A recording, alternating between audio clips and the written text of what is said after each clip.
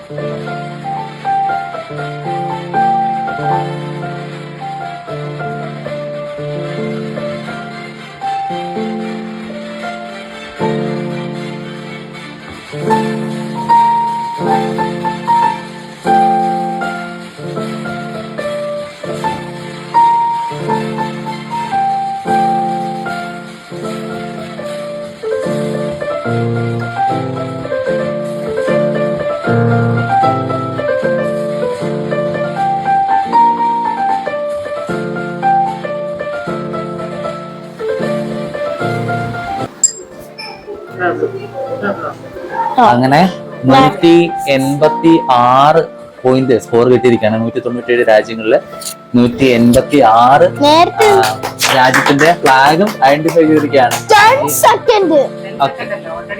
10:30 minute കൊണ്ടാണ് ഇത്രയും achieve ചെയ്തിരിക്കുന്നത്.